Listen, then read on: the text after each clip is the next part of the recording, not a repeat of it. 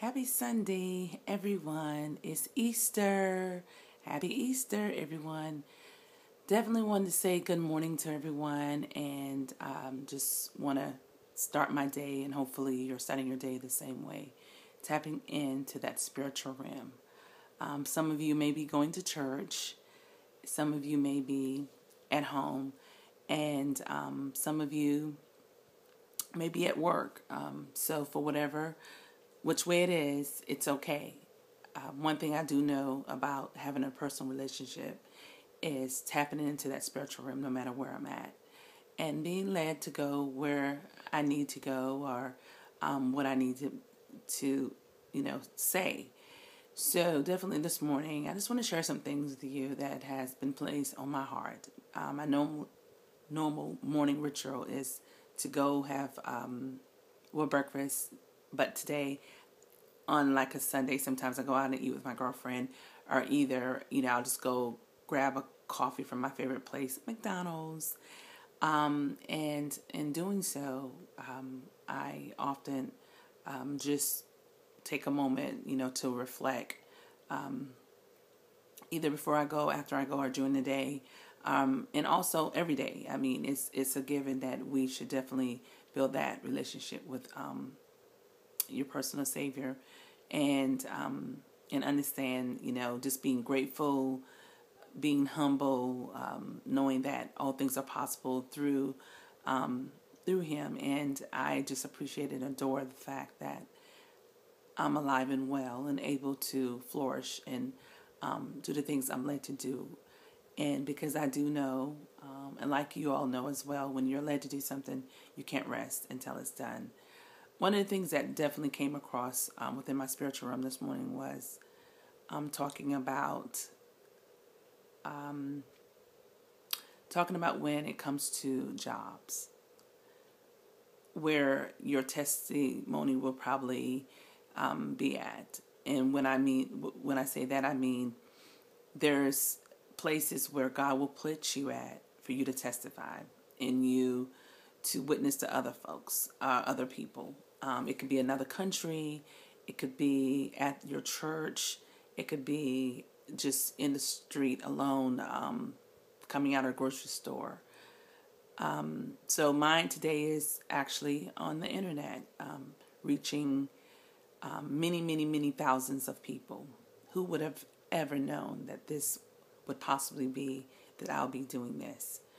I'm often moved by anything that associated with people, emotions, people desires, their passions, and just an outlet to let you all know different things, that all things are possible, as I am a witness and I share often.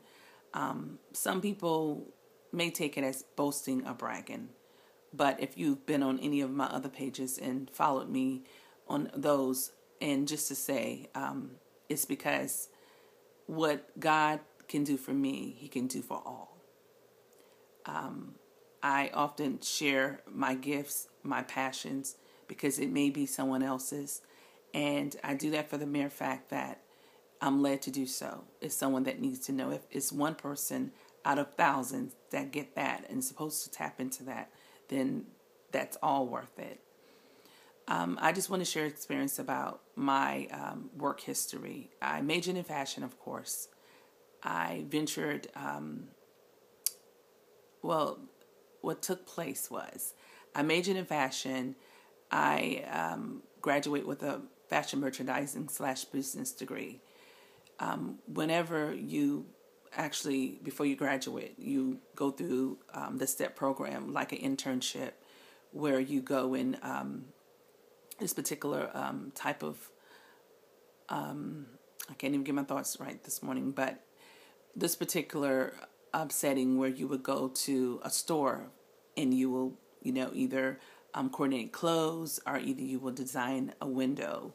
And what I mean by window, meaning that the display that you see in a window, that was something that I had need to do to pass a grade. And that was basically the final steps to graduating. And I went to the store with another young lady. We did, as far as the window displaying, the fashion coordinating, the clothes, getting the mannequins, and all that stuff, in array, which how we wanted to do the window, then we were going to get graded on it. So the same store that I did that in, I ended up getting hired for. It was a high-end, basically a boutique in Columbia, South Carolina. I'm not even sure if it's still there, but it's called Lurie's. Lurie's is a place that sells high-end furs. I mean, I was at that age and time touching like furs that was, $10,000 and more, and also fashion. I was a fashion coordinator, which I coordinated the pieces that went into different displays of the stores where I was working, and I worked there for about 2 years. After that, I got married, and we moved to Germany, which I didn't do anything at that time. I was a housewife. At that time, I tapped in and got to know God for myself. I was already saved, but I actually was over there, and that's all it was about. It wasn't about fashion. It wasn't about, just getting out there and observing, and being adventurous and traveling. I did do that some, but I got to know God for myself. Amazing moment in my life. 4 years of being over there. I met the most incredible people, amazing spiritual field. I was in my early 20s. They were like in mid-20s, the pastor of my church. And if Pastor Green, he was actually, him and his wife was probably about 35. They were about the same age. Love them. Love everything about the church, what it stands. It was sitting about 60 to 100 people. However, sitting about 60 to 100 people, he took on the mode like, what's mine is yours. If you need a car to drive, it's yours. It's mine. We paying for it, but it's yours. You need money, come get it. There was a time where we needed some money because someone my ex at the time, well, my husband at the time, but now he's my ex, he was fell asleep in the barracks, and someone stole all of our money, our money that he just cashed in for his check. And I remember talking to the pastor about it. Wasn't looking for anything out of the norm, anything spectacular or miraculous. I mean, being a miraculous. He actually said, "Don't worry about it. We got you. We will take care of it, and don't worry about paying it back." I said, "Wow." It's just phenomenal. I remember going to that church, and men was more mighty than women. When I say that, it was more men than women there. I was actually married, but my husband wasn't attending church at the time with me. And I remember going there, and I would see the men just crying out to the Lord and just praising. And I just was like, I never saw this in the States, really. The churches I went to was more women, and men was just, far few in between. It just didn't see it, especially emotional. Wow. So the Spirit was actually there. I just experienced the most amazing, just awesome moments in time, and where I got my foundation. And when I came back to the United States, it was a place in time where I attended different churches. And then as it went on forth, we moved to the area I'm living at now. Imagine that. We lived here for a year and a half, so to say. My girls were like 3 and 1 at the time. At the time when I left from here and moved back to South Carolina. During that time, I was getting ready to go back into the workforce, and because at this point we had separated. So I was getting ready to go back in the workforce, and everything that I was doing, I wanted to base it around fashion. Well, I know in that world, I would have to either be living in New York or Atlanta or Italy somewhere. And with the 2 small kids at the time and being separated, that wasn't going to work. So I ended up staying with some great friends, Elaine and Kenneth. I stayed with them for about 4 months until I got on my feet, and I ended up moving to my own apartment at that time. And I just was broke. I was a person who didn't have much. I didn't even have a car. I didn't have a car. Ken and a next door neighbor, they actually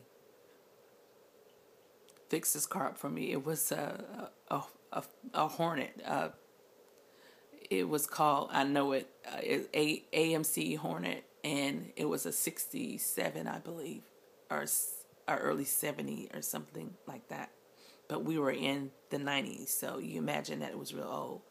The car was sitting up for 10 years, didn't move. They fixed it up where it was drivable, and me and my girls had a car. True blessing. I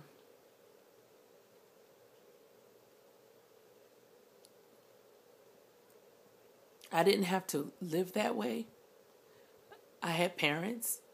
I had siblings. And I had some in-laws who loved me dearly and loved my kids. Okay.